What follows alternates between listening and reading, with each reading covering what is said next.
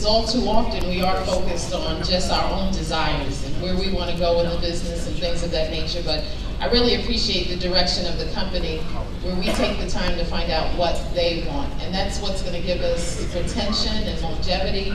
And then a person feels that you care. There's an expression that says, people don't care how much you know until they know how much you care. So it's really important that you find out, maybe they just want the product. Maybe they need extra, or maybe they really need an opportunity to make money.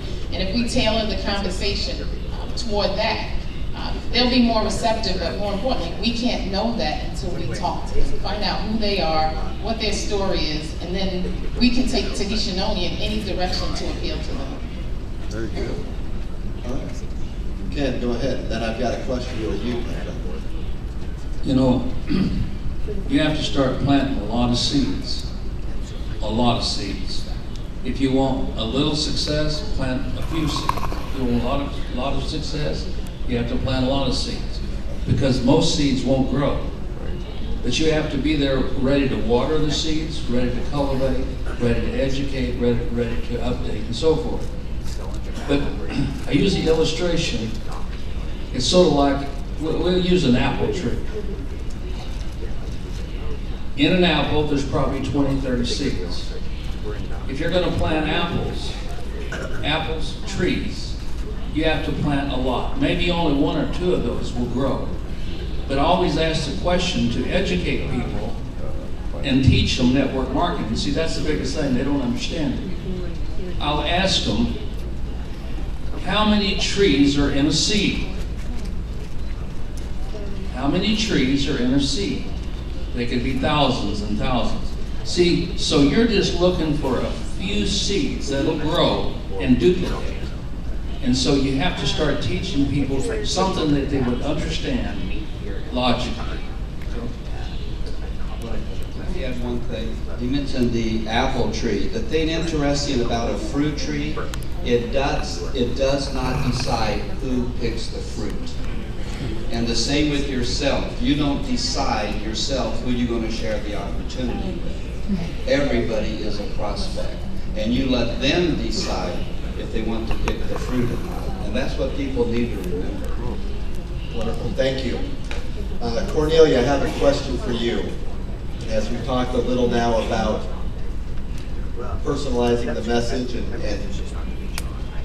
talking to people, my question for you is, what are some simple techniques to follow up with your prospects once you've spoken to them for the first time? I must say that I'm glad with how we started, because it's always good to learn from big teachers, and big teachers are here and have enormous respect for these two gentlemen. And I would say that I started the way they started with me, or especially Mr. Ken Roland, who is my sponsor. First step he did was listen.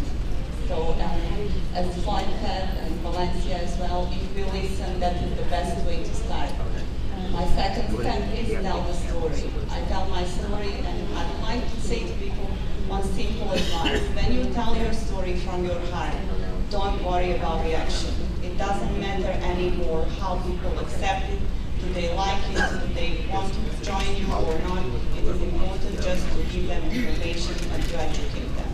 That is when I finish with a story. And the next thing is to, very important for our business, to be patient. Okay, that's fine. Because we have leads coming back to us, these seeds that we planted some 6 years ago, some 3 years ago. People tell me a lot about 3 months ago that they met somebody and somebody told them, so it is never wasting time to tell that story. So these are basic techniques, and then obviously to help people and follow up. Wonderful. Any other thoughts on follow-up? Techniques for follow-up that perhaps we could apply in our business? Good. Ms. Young? Well,